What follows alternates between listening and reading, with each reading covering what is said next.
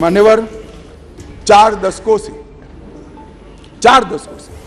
श्रीमती इंदिरा गांधी जी प्रधानमंत्री थी, तब से देश का सेना का जवान, चाहे सर्विंग हो चाहे रिटायर्ड हो, वो one pension, one rank one pension की मांग करता है। सब भागते थे। भारतीय जनता पार्टी के नेता नरेंद्र मोदी जी ने सेना के सम्मान में निर्णय किया और 42,000 करोड़ से ज्यादा राशि वन पेंशन वन रैंक के अंदर देने का काम। मान्यवर, दुनिया में अस्थिरता बढ़ी, चाहे यूक्रेन हो, यमन हो, चाहे कोरोना में दुनिया भर में बसते हुए हमारे भारतीय हो, 90 से ज्यादा यूक्रेन से उड़ाने कर दोनों राष्ट्राध्यक्षों से बात कर 3 दिन तक युद्ध बंद कर 23,000 भारतीयों को घर पे लाने का काम नरेंद्र मोदी से। ऑपरेशन राहत 5,000 भारतीय और 2,000 विदेशी नागरिकों को वहां से यमन से निकाला और 2 लाख उड़ानों के माध्यम से 2.97 लाख मतलब 3 करोड़ करीब यात्रियों को सकुशल कोरोना के वक्त वंदे भारत मिशन के तहत वापस लाया। मान्यवर, चीन की सीमा पर हमारी आर्टिलरी न पहुंचे ऐसी स्थिति थी, रोड ही नहीं बनाए थे, नक्शा ही देखते रहते थे। नरेंद्र मोदी जी और राजनाथ जी की टुकड़ी ने सीमा के अंतिम गांव तक भारत के प्रथम गांव में रोड पहुंचाने का, वाइब्रेंट विलेज के माध्यम से गांव खाली न हो, इसकी चिंता मान्यवर नरेंद्र मोदी जी ने। मान्यवर, किसानों के कल्याण के लिए ढेर सारे काम करें, बजट में 6 गुना वृद्धि करी। जरा सुनो भाई सुरेश, आप लोग 21,900 करोड़ रुपए का छोड़कर गए थे। कितना छोड़कर गए थे भाई? 21,900 करोड़। अब ध्यान से सुनना, 21,900 करोड़ को 6 गुना बढ़ाकर 1,25,000 करोड़ रुपए का बजट नरेंद्र मोदी। मान्यवर, खाद्यान्न के उत्पादन 265 मिलियन टन से बढ़कर 22-23 में 323 मिलियन टन रिकॉर्ड उत्पादन। प्रधानमंत्री किसान सम्मान योजना में आगे बात कर चुका हूं, 14 करोड़ लोगों को 6,000 रुपया, 2,41,000 करोड़ रुपया। और एमएसपी बहुत चिल्लाते रहते हैं। मैं आपको पूछना चाहता हूं मान्यवर, आपके माध्यम से जो अविश्वास प्रस्ताव लेकर आए हैं उनको मैं एमएसपी के बारे में जरूर पूछना चाहता हूं कि भैया आपने एमएसपी की कितनी खरीदी की थी और एमएसपी में के रेट में कितनी बढ़ोतरी की थी। जरा हिसाब किताब लेकर जनता के सामने जाइए। मगर नहीं जाएंगे, बैठे बैठे बोले रह गए एमएसपी का क्या हुआ। मैं बताता हूं सत्य क्या है और मैं इस सदन के माध्यम से देश की जनता को और 14 करोड़ किसानों को कहना चाहता हूं कि आपके घर में सबसे ज्यादा एमएसपी और एमएसपी पर सबसे ज्यादा धान खरीदने का काम कोई एक सरकार ने किया है तो नरेंद्र मोदी। मान्यवर, धान की खरीदी पहले ध्यान से सुनना, सभी सभासदों को मेरा विनती है, ध्यान से सुनिए। धान की खरीदी 475 लाख मैट्रिक टन मनमोहन सिंह जी ने अपने अंतिम साल में की। मैं फिर से आंकड़ा बोलता हूं, 475 लाख मैट्रिक टन। नरेंद्र मोदी जी ने अंतिम खरीदी 896 लाख मैट्रिक टन, 88% की वृद्धि।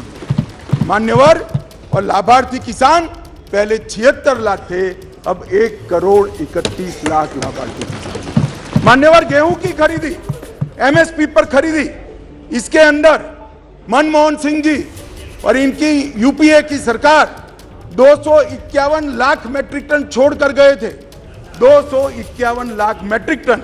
अब नरेंद्र मोदी जी ने 251 लाख मैट्रिक टन से बढ़ाकर 433 लाख मैट्रिक टन पहुंचाने।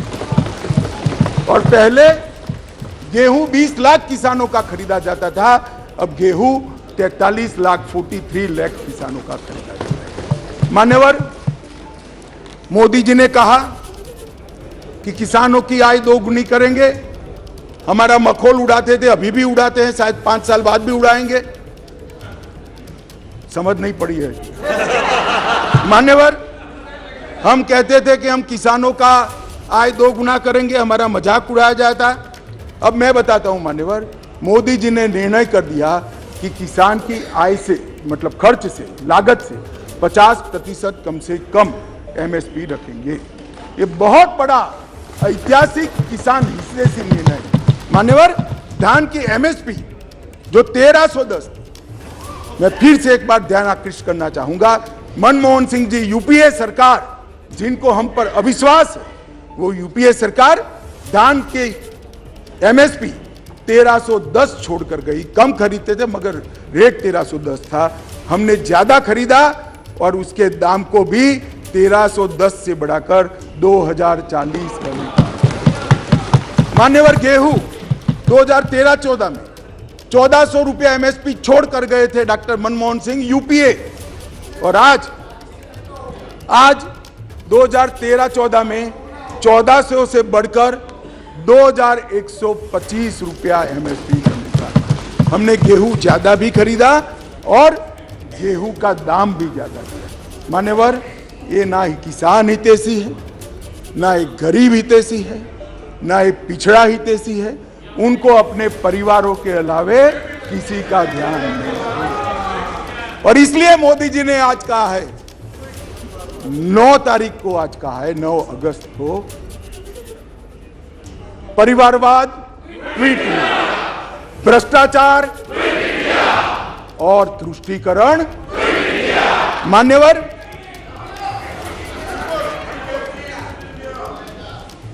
मान्यवर, मैं देश की आंतरिक सुरक्षा के प्रति आपका ध्यान आकृष्ट करना चाहता हूं।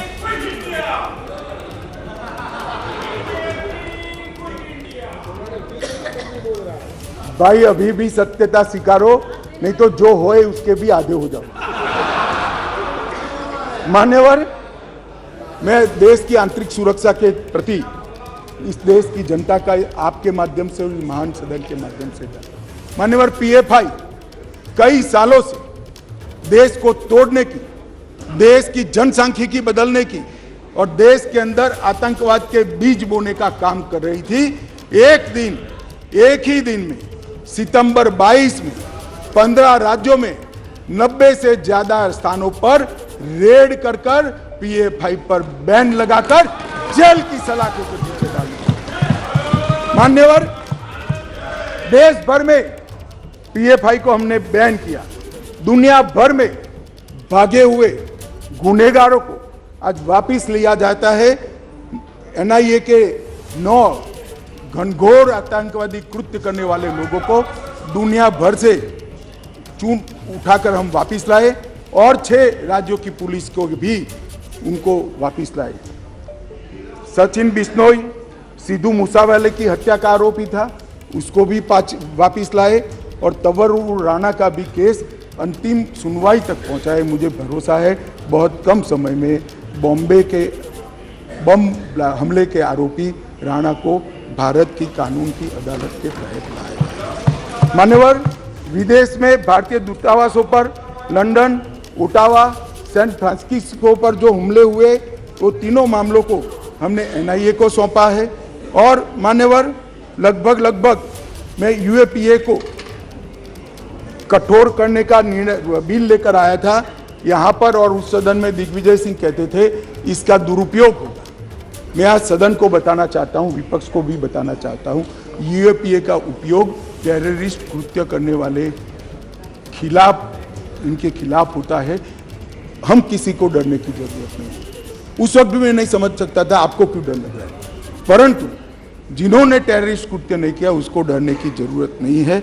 लगभग 54 व्यक्तियों को हमने यूएपीए के तहत आतंकवादी घोषित किया, इंटरनेशनल मान्यता लाए हैं और एक में भी विवाद नहीं हुआ है। कोई राजनीतिक दुरुपयोग मान्यवर नहीं। मान्यवर,